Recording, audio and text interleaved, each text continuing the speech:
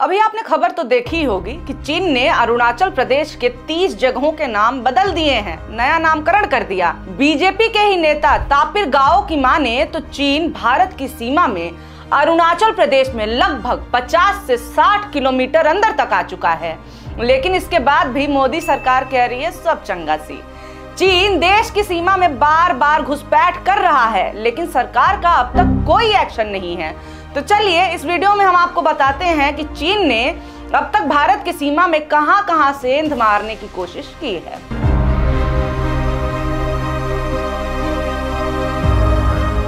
नमस्कार, मेरा नाम है निवेदिता शांडिल्य और आप देख रहे हैं मॉलिटिक्स।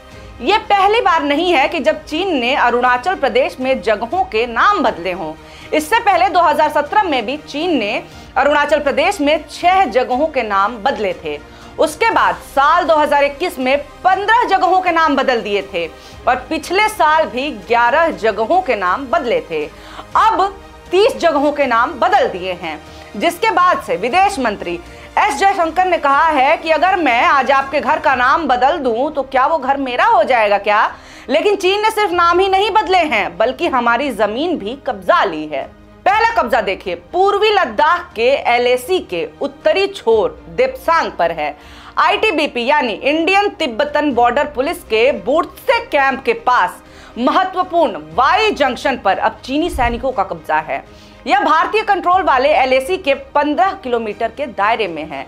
इसे बॉटल नेक भी कहा जाता है, क्योंकि यहाँ से गुजरते हुए ही ITBP के जवान पेट्रोल पॉइंट्स 10, 11, 12 या 13 तक जाते हैं। चीन ने यहाँ 2020 में कब्जा किया था। चीन इससे पहले भी ऐसा कर चुका है, जब उसने 2003 में राकी नाला इलाके में इसी वाई जंक्शन पर कब्जा जमाया था, लेकिन उन्हें 21 दिन में ही पीछे धकेल दिया गया था। दूसरा कब्जा गलवान वैली में ठीक पेट्रोल पॉइंट 14 पर चीन ने बड़ा कैंप बना लिया है। इसी जगह पर भारत और चीन के बीच 15-16 जून 2020 को गलवान घाटी में संघर्ष हुआ था और 20 सैनिकों की मौत हो गई थी। दरअसल अप्रैल 2020 में चीन ने पूर्वी लद्दाख में कई स्थानों पर घुसपैठ करने की कोशिश की थी। इन घटनाओं से चीन के साथ सीमा पर तनाव बढ़ गया था। जून में चीन की सेना पीपल्स लिबरेशन आर्मी ने LAC पर भारत की तरफ टेंट और एक ऑब्जर्वेशन पोस्ट लगा दी थी। चीनी सैनिकों की निरंतर उपस्थिति से नाराज भारतीय सेना के जवानों ने उन्हें पीछे हटने को कहा। रिपोर्ट के अनुसार 16 बिहार के कमांडर कर्नल B संतोष बाबू ने गलवान में तैनात PLA यानी पीपल्स लिबरेशन आर्मी को जगह खाली करने को कहा। चीन के सैनिकों ने कर्नल बाबू के साथ धक्का मुक्की की। इसके बाद करीब 5 घंटे तक दोनों सेनाओं के 600 सैनिकों के बीच भयंकर मारपीट हुई। दोनों पक्षों के बीच हुए एक समझौते के कारण बंदूक का इस्तेमाल नहीं किया जा सकता था। ऐसे में चीनी सेना ने कील लगे डंडों और भारतीय सेना ने फाइबर ग्लास के डंडों का इस्तेमाल किया। दोनों तरफ से पत्थरबाजी भी जमकर हुई। धक्का मुक्की में चोट लगने से कर्नल बाबू गलवान नदी में गिर गए। नदी बर्फ जैसी ठंडी थी। कर्नल बाबू की मौत हो गई। कई और भारतीय जवानों की गलवान नदी में गिरने या धक्का दिए जाने से मौत हो गई थी। लेकिन अब चीन जहां गलवान नदी श्योक नदी से मिलती है, वहां LAC बता रहा है, यानी कि वो पूरी गलवान घाटी पर दावा कर रहा है। तीसरा कब्जा पैंगोंग झील के उत्तरी किनारे पर चीनी सेना का अब फिंगर 4 और फिंगर 8 के बीच के इलाके पर कंट्रोल है। LAC के पश्चिम में 8 किलोमीटर का इलाका फिंगर 8 से होकर गुजरता है। भारतीय सेना की पेट्रोलिंग अब फिंगर 4 तक रोक दी गई है। फिंगर 8 तक अब पेट्रोलिंग की इजाजत नहीं है।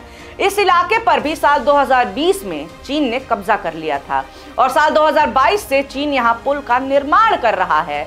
40 वर्ग किलोमीटर का ये भारतीय इलाका अब हमारे नियंत्रण में ही नहीं है। चीन ने अब बफर जोन यानी कि नो मैंस लैंड कहे जाने वाले इस पूरे इलाके में चोटियों पर और झील के किनारे सेना की चौकियां बना ली हैं। इंडियन एक्सप्रेस में छपी एक रिपोर्ट में लिखा गया है कि चीन ने फिंगर 4 पर एक हेलीपैड भी बना लिया है। लद्दाख के अलावा चीन ने अरुणाचल में भी भारतीय इलाके में घुसपैठ की है, जिसके बारे में भारत की सरकारों ने तकरीबन कुछ भी नहीं किया है। चौथा कब्जा जान लीजिए, अरुणाचल के अंजाव जिले में, जहां कई नई सड़कों के अलावा चीन की तरफ से सैन्य टुकड़ियों की भी तैनाती बढ़ गई है। पीएलए ने भारतीय इलाका छगलगाम पर भी कब्जा कर लिया है, जहां वह नदी पर पुल बना रहा है। 2009 से चीन ने काहो स्थित 100 हिल की पहाड़ियों पर भी कब्जा कर लिया है। पांचवा कब्जा अंजाव के पश्चिम में दिबांग वैली डिस्ट्रिक्ट है। यहाँ भी बॉर्डर से सटा एक इलाका है जिसे एंड्रेला घाटी कहते हैं, उस पर भी चीन ने कब्जा कर लिया है। छठा कब्जा ऊपरी सुबानसिरी जिले में हुआ है और ये जगह है असफिला, लोंगजू, दिसा और माजा। स्थानीय अधिकारी कहते हैं कि पीएलए 1980 के बाद से पूरी सीमा में धीरे धीरे बढ़ता गया है और अब वो भारतीय इलाके में 50 से 60 किलोमीटर अंदर तक घुस चुका है। विडंबना यह है कि जमीन हथियाने की इन घटनाओं को अरुणाचल के बीजेपी सांसद तापिर गाव ने 2019 में उजागर किया, लेकिन उनके अपने ही वरिष्ठ साथी और पूर्व केंद्रीय गृह मंत्री किरण रिजिजू ने तब कहा था कि घुसपैठ नहीं हुई है। दावा जो भी हो, लेकिन चीन ने भारत के अरुणाचल की सीमा के अंदर गांव बसा लिया है। ये ऊपरी सुबानसिरी जिले में ही स्थित है। इस गांव में करीब 101 घर भी बनाए गए हैं। ये गांव अरुणाचल प्रदेश में वास्तविक भारतीय सीमा के करीब 4.5 किलोमीटर अंदर स्थित है। इस गांव को सारी चू गांव के अंदर बसाया गया है। टीवी चैनल एनडीटीवी की खबर के मुताबिक ऊपरी सुबानसिरी जिला भारत और चीन के बीच लंबे समय से विवाद का केंद्र रहा है और इसको लेकर के सशस्त्र संघर्ष भी हो चुका है। रिपोर्ट में सैटेलाइट तस्वीरों को कई विशेषज्ञों को दिखाया गया और उन्होंने चीनी गांव की पुष्टि की है।